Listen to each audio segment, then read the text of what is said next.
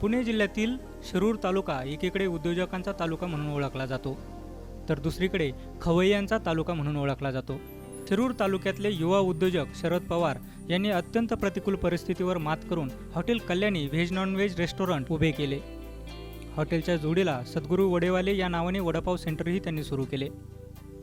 आज शरद पवार यांचे वडापाव सेंटर पंचक्रोशीत नव्हे तर जिल्ह्यात प्रसिद्ध आहे।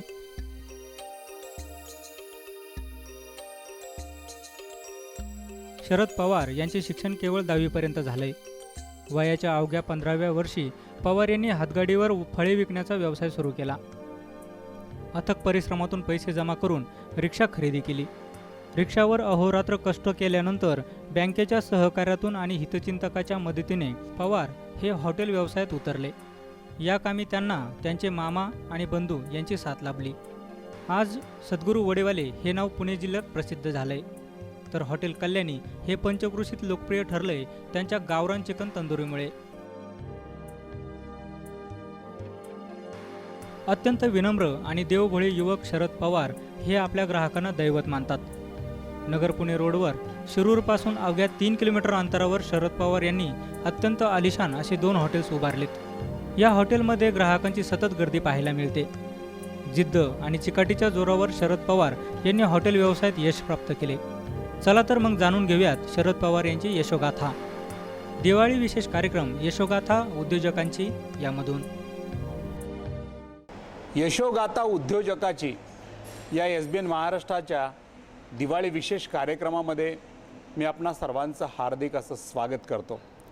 विविध उद्योजकांची ओळख करून देणे, त्यांच्या उद्योगाला आपल्या सर्वांच्या समोर ठेवणे आणि त्यांनी ज्या पद्धतीनं आपला उद्योग उभा केला अशा मान्यवर उद्योजकांची ओळख करून देणे हा ह्या कार्यक्रमाच्या पाठीमागचा हेतू आहे।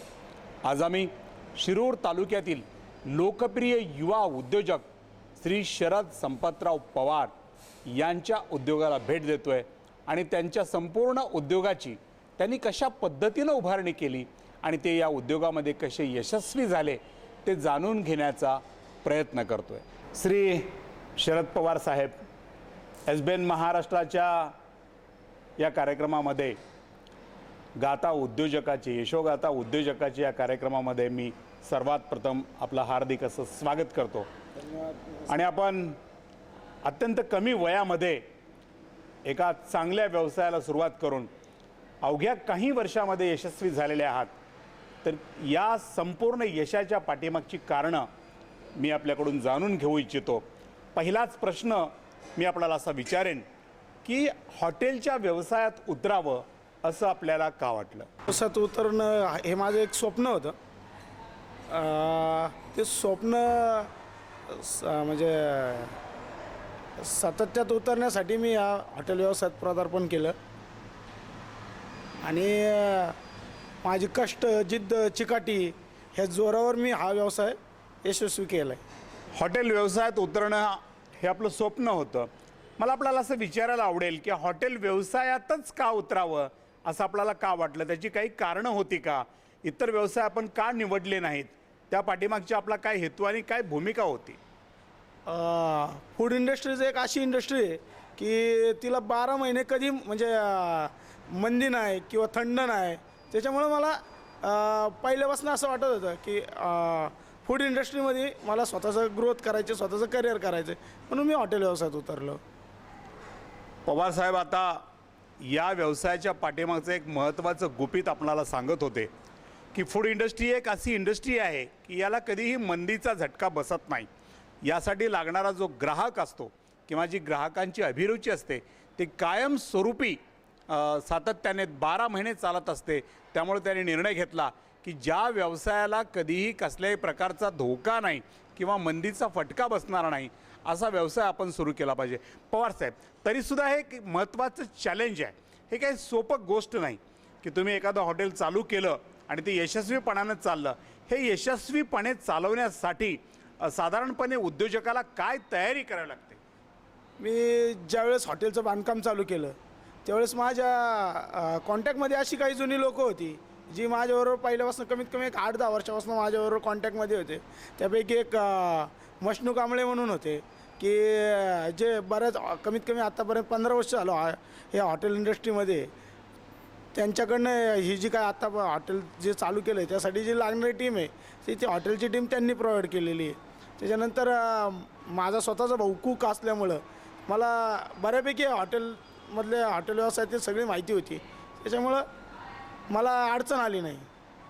सुरू करायचं म्हटल्यानंतर साधारणपणे जागा, भांडवल, मार्केटिंग या सर्व गोष्टी स्वाभाविकपणे त्यात येतात पवारसाहेब. तर तुम्ही जेव्हा हॉटेल व्यवसायामध्ये उतरण्याचा निर्णय घेतला तेव्हा त्यासाठी लागणाऱ्या भांडवलाची किंवा त्यासाठी लागणाऱ्या पैशाची तरतूद आपण कशी केली? हॉटेल उभं करण्यासाठी जे भांडवल लागलं त्या भांडवलाची उभारणी बँकेकडनं अर्थसहाय्य घेऊन त्याच्यानंतर माझे मामा आहेत विक्रम वरपे म्हणून, त्यांच्याकडनं म्हणजे त्यांच्या पाठिंब्यावर आणि माझ्याकडे जे काय मी कष्टाने तुटपून जे काय जमवली होती त्यातनं हे हॉटेल उभं केलं. जेव्हा आम्ही संपूर्ण आपल्या हॉटेलची पाहणी केली, आपल्या प्रिमायसेसची पाहणी केली, किंवा एका बाजूला वड्याचा एक स्वतंत्र विभाग आपण केला, मिसळपावचा विभाग केला, इकडे व्हेज नॉनव्हेज आहे, अतिशय सुरेख रेस्टॉरंट आहे, भरपूर अशी जागा आहे. माझ्या माहितीप्रमाणे हा आकडा निश्चित कोटीच्या खूप पुढचा आकडा आहे. तर बँकांच्याकडनं लोन घेताना उद्योजकाला खूप अडचणी येतात. अशा पद्धतीची ओरड किंवा अशा पद्धतीची भावना सातत्याने केली जाते. तुमचा बँकांच्याबद्दलचा काय अनुभव आहे? शरद सहकारी बँक म्हणून बँक आहे, त्या बँकेने मला म्हणजे ही प्रॉपर्टी कमर्शियल येणे होते, पहिली प्रॉपर्टी कमर्शियल येणे करून घेतली. कमर्शियल येणे केल्यानंतर प्रोजेक्ट रिपोर्ट तयार केला. प्रोजेक्ट रिपोर्ट तयार केल्यानंतर त्या अगेन्स्ट मला त्या बँकेने कर्ज दिलं, लोन दिलं. माननीय त्या बँकेचे आधारस्तंभ आहेत दिलीप वळसे पाटील, म्हणजे त्यांच्या माध्यमातून मला अजिबात काही अडचण आली नाही. पवारसाहेब सांगत होते की बँकेकडं मला कसल्याही पद्धतीची अडचण आली नाही. मी छानसा प्रोजेक्ट रिपोर्ट त्यांना करून दिला आणि बँकेच्या अधिकाऱ्याने संपूर्ण प्रोजेक्ट रिपोर्ट बघितल्यानंतर, जागेची पाहणी केल्यानंतर आणि माझं विजन जाणून घेतल्यानंतर ही फाईल तातडीनं त्यांनी मंजूर केली आणि आवश्यक असलेलं भांडवल जे आहे ते मला उपलब्ध करून दिलं.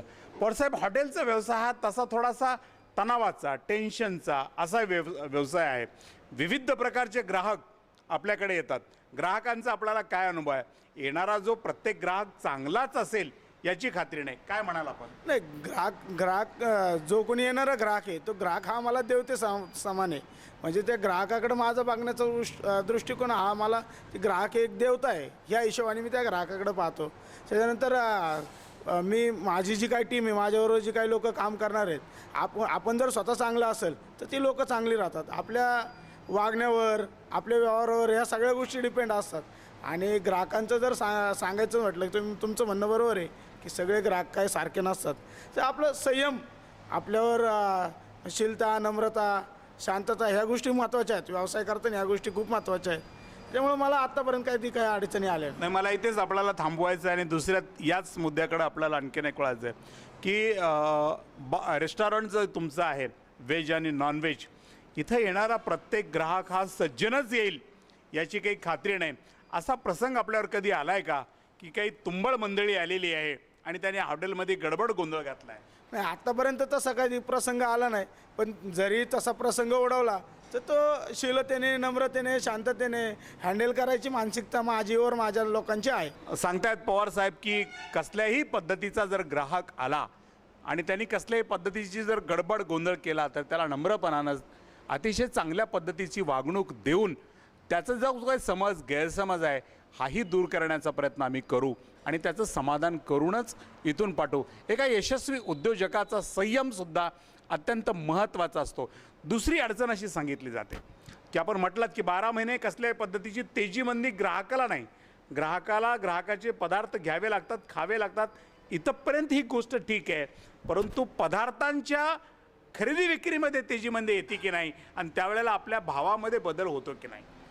नाही, तेजीमध्ये येते. म्हणजे मार्केट कमी जास्त होतं, 100% होतं. ग्रोसरीचं होतं, भाजीपाल्याचं होतं. उन्हाळ्याच्या पिरियडमध्ये भाजीपाला थोडासा महाग भेटतो. ग्रोसरी सणासुदीच्या दिवसात ग्रोसरी किराणा माल जो होतो त्याचे बाजारभाव वाढले जातात. उदाहरणार्थ बेसन म्हणा, तेल म्हणा, डाळी म्हणा, आट्टा म्हणा या पदार्थाचे. पण आमचा एक स्वतःचा क्रायटेरिया ठरलेला आहे. म्हणजे एक ठराविक म्हणजे समजा 3 वर्षानंतर रेट रिव्हिजन करायचे.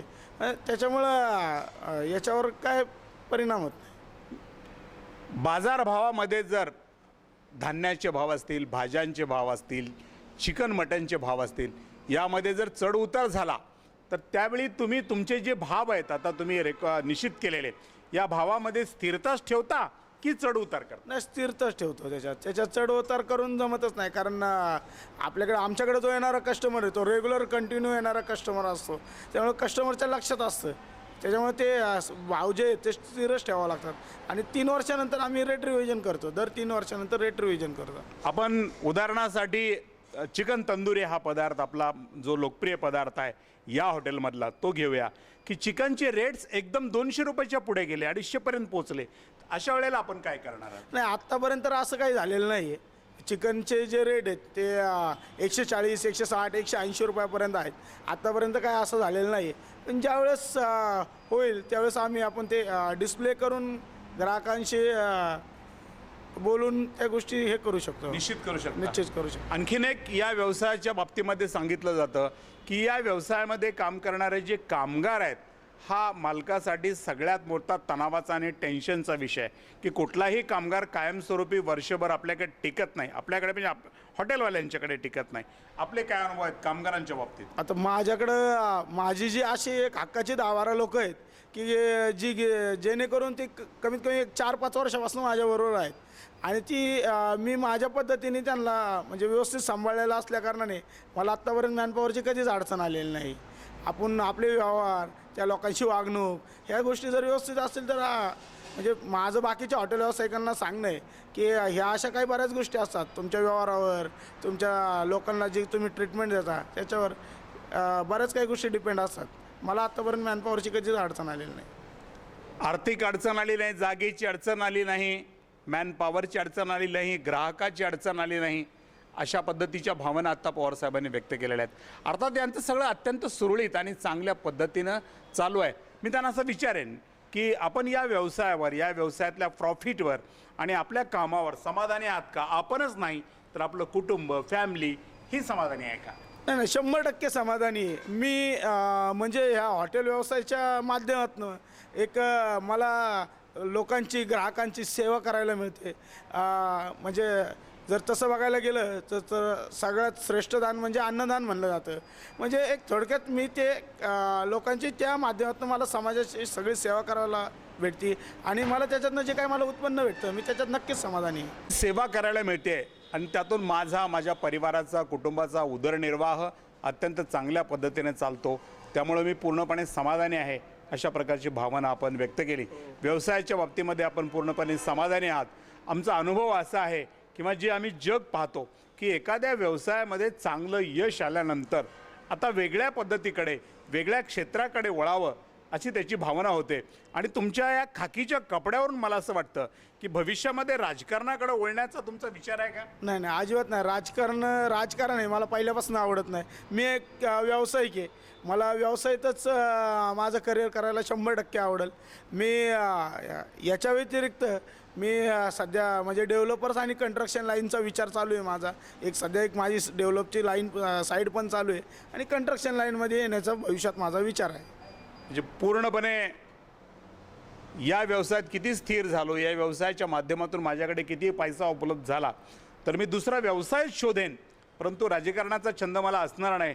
मी असं ऐकलं आहे की आपली मुलगी ही खूप चांगली कलाकार आहे आणि तुमचं एक स्वप्न आहे की महाराष्ट्रामध्ये तिनं मोठं नाव केलं पाहिजे आणि मोठ्या चित्रपटाच्या पडद्यावरती आली पाहिजे. त्याबद्दल आपण काय बोलाल? सर 100% माझ्या मुलीचं वय सध्या 8 वर्ष आहे आणि ती ज्या दिवशी माझ्या घरात आली त्या दिवसापासून माझी भरभराटी झाली. म्हणजे जी एक म्हण आहे समाजात, एक म्हण आहे, पहिली विटी आणि धानाची पेटी, ती माझ्या बाबतीत खरी ठरलेली आहे. आणि माझ्या मुलीला 8व्या वर्षातच एक पिक्चरमध्ये काम करण्याची सुवर्ण संधी भेटली. त्या पिक्चरचं नाव आहे खळगं म्हणून. तो पिक्चर आता हैदराबाद फेस्टिवलसाठी त्याचं नामांकन झालेलं आहे. हैदराबाद फेस्टिवलला गेलेलं आहे. तिचा 80% रोल त्या पिक्चरमध्ये. ज्यावेळेस पिक्चरचं डबिंग चालू होतं, विक्रम गोखले सर आहेत त्यांच्या स्टुडिओमध्ये डबिंग चालू होतं, 2 तासात तिचं डबिंग झालं. म्हणजे विक्रम गोखले सरांनी तिच्या पाठीवर थाप टाकली की प्रोफेशनल आर्टिस्टसुद्धा 2 तासात डबिंग पूर्ण करू शकत नाही, ही मुलगी पुढे जाऊन खूप नाव कमविल, असं विक्रम गोखले सरांचं कमेंट होतं. मला तुम्हाला इथं थोडंसं थांबवून एक महत्त्वाचा प्रश्न विचारायला खूप आवडेल की व्यवसायातून एकदम कलेकडे पाहण्याचा जो तुमचा दृष्टिकोन आहे हा खूप पॉझिटिव्ह आहे. बऱ्याच ठिकाणी असं होतं की जे व्यावसायिक आहेत, उद्योजक आहेत, व्यापारी आहेत, ते आपल्या मुलींना अथवा मुलांना कलाक्षेत्राकडे पाठवत नाहीत, कारण कलाक्षेत्राकडे बघण्याचा त्यांचा दृष्टिकोन थोडासा दूषित असतो. आपला एवढा सकारात्मक का आहे? ह्या हॉटेलच्या माध्यमातून जे माझ्याकडे हॉटेलवर आत्तापर्यंत जे काही सेलिब्रिटी वगैरे आलेत, त्या सेलिब्रिटींचं मला थोडंसं कुठंतरी अट्रॅक्शन जाणवलं, त्यामुळं मला त्या कलेच्या याच्याकडं पाहण्याचं माझं विजन वाढलं. अच्छा, तुमची मुलगी जेव्हा आज 8 वर्षाची आहे, उद्या भविष्यात ती जेव्हा 15-16 वर्षाची होईल, तिच्यासाठी एखादा स्वतंत्र चित्रपट तुम्ही निर्माण करण्याचा तुमचा संकल्प आहे का? 100% तिला मला प्रमोट करण्यासाठी मी जे जे काय मला गरजेचं वाटेल ते 100% करेल. निश्चितपणाने तुम्ही तिच्यासाठी ते करणार आहात. पाहिलं की अतिशय छोट्या उद्योगातून, छोट्या व्यवसायातून एवढं मोठं विश्व शरद पवार साहेबांनी निर्माण केलं. खरं म्हणजे त्यांचं नावही शरद पवार आहे आणि शरद पवार म्हटलं की संपूर्ण महाराष्ट्राच्या डोळ्यासमोर ते शरद पवार येतात की ज्यांनी जगामध्ये आपलं नाव आपल्या कर्तृत्वाच्या माध्यमातून मोठं केलं. आणि त्याच पद्धतीनं हे शरद पवारसुद्धा उद्योगाच्या माध्यमातून स्वतःच्या परिवाराचं, स्वतःच्या गावचं आणि स्वतःच्या जिल्ह्याचं नाव पूर्णपणे महाराष्ट्राच्या समोर घेऊन जाण्याचा त्यांचा प्रयत्न आहे. आपण जर सूक्ष्मपणे बारकावीने त्यांची मुलाखत ऐकली असेल, त्यांच्या भावना ऐकल्यात, तर त्यांच्या भावनेमध्ये 2-4 गोष्टी मला दिसल्या, त्या आपणही ऐकल्या असतील की अत्यंत विनम्रपणा आहे, हाती घेतलेल्या कामावर पूर्णपणे विश्वास आहे आणि कसल्याही प्रकारचा गडबड गोंधळ त्यांच्या मनामध्ये नाही. त्यांना विश्वास वाटतो की मी जे काम हातामध्ये घेतलं आहे ते काम यशस्वीपणे पुढे घेऊन जाण्याची माझ्यामध्ये क्षमता आहे आणि त्या पद्धतीनं माझी वाटचाल सुरू झाली. हेच करत असताना राजकारण किंवा इतर क्षेत्राकडे न वळता दुसऱ्या एखाद्या चांगल्या व्यवसायामध्ये सुद्धा आपण लक्ष घातलं पाहिजे, अशी भावना त्यांची निर्माण झाली आहे. मी पवारसाहेबांना आणखीन 1-2 प्रश्न विचारून या मुलाखतीचा समारोप करणार आहे. उद्योजकांनी या व्यवसायात यावं का आणि त्यासाठी काय तयारी करून यावं? युवा उद्योजकांनी, तरुणांनी 100% या हॉटेल व्यवसायात येण्याचं म्हणजे पदार्पण करावे. काय ज्याची कष्ट करायची, ज्याची म्हणजे कष्ट करण्याची ताकद, ज्याची मानसिकता, ज्याची जिद्द, चिकाटी, अशा लोकांनी खरोखर या व्यवसायात यावं असं मला मनापासून वाटतं. उद्योजकांनी सुद्धा, युवा उद्योजकांनी नोकरीच्या पाठीमागं न लागता या व्यवसायात निश्चितपणे उतरावं, मात्र अंगी जिद्द आणि चिकाटी बाळगावी, अशा प्रकारची भावना त्यांनी व्यक्त केलेली आहे. आणि हॉटेल व्यवसाय हा एक असा व्यवसाय आहे की ज्या व्यवसायाला कधीच मरण नाही किंवा या व्यवसायाला कधीही मंदीचं ग्रहण लागणार नाही, असा एक महत्त्वाचा संदेश त्यांनी आपल्या सर्वांच्यापर्यंत पोहोचला आहे. अवघ्या 1-2 दिवसावर पवारसाहेब दिवाळी येऊन ठेपलेली आहे. दिवाळीच्या माध्यमातून संपूर्ण महाराष्ट्राला आपण एक युवा उद्योजक या नात्यानं काय संदेश देऊ इच्छिता? दिवाळी ह्या दिवाळीच्या माझ्या तमाम महाराष्ट्रातील सर्व तमाम महिला बंधू भगिनींना माझा दिवाळीच्या मनापासून हार्दिक शुभेच्छा. तुम्हाला सर्वांना दिवाळी भरभराट्याची परवडीची जावो हीच माझी प्रभूचरणी प्रार्थना करतो. श्री शरद पवार साहेबांनी संपूर्ण महाराष्ट्राला शुभेच्छा दिल्यात, परमेश्वराकडे प्रार्थना केली की आपल्या सर्वांची दिवाळी अत्यंत आनंदाची, मांगल्याची आणि सुख समृद्धीची जावो, अशा प्रकारची प्रार्थनाही केलेली आहे.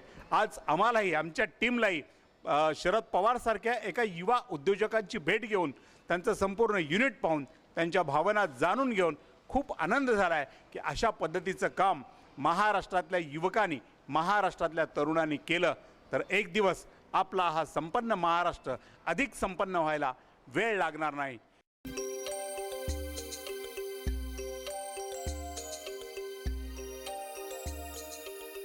पुण्यावरून आलो आहे. हा इथला खूपच फेमस आहे आणि मी त्याच्याबद्दल नाव ऐकलेलं आहे. मी ऑलरेडी खाल्लेलं आहे, पण आता परत खातो आहे. आम्ही सगळ्यांना घेऊन आलो खायला आणि याची टेस्ट एकदमच सुंदर आहे. म्हणजे खाण्याचं एकदम तोंडाला छान वाटतं आहे. खूपच छान आहे आणि कढीची टेस्ट पण खूप वेगळी आहे. जी आपण नॉर्मली बनवतो त्याच्यापेक्षा खूप वेगळी आहे. आणि मला खूप आवडला आहे कढीवडा सुद्धा. आता सरांनी सांगितलं की इथं थांबावं आणि इथल्या पदार्थांचा आस्वाद घ्यावा असं आपल्याला वाटलं. तुम्हाला काय वाटलं की इथंच थांबावं? तुम्ही असं आग्रह का नाही केला की आपण दुसऱ्या हॉटेलला जाऊया? नाही, ते जास्ती त्यांना माहिती आहे इकडे चांगलं मिळतं म्हणून. मी बँगलोरहून आलेली आहे, तुम्ही बँगलोरहून खास इथं आलात? तर ते मुद्दाम घेऊन आलेत मग मला इकडे. चांगलं टेस्ट चांगली आहे, क्वालिटी चांगली आहे खाल्लं आणि पचनाला सोपं आहे. नेहमी येत असतो. नेहमी येत असताना ह्या रस्त्यावर सगळ्यात चांगलं जे आपलं स्नॅक्ससाठी किंवा नाश्त्यासाठी जे हॉटेल आहे ते नेहमीचं परिचित हॉटेल आहे. इथली क्वालिटी फूड चांगलं आहे. सगळे पदार्थ साफसफाई वगैरे सगळं व्यवस्थित असतं. इथली लोकं जी आहेत ती म्हणजे सौजन्याने सगळ्या गिरायकांशी बोलतात, सगळं सौजन्याने हे करतात.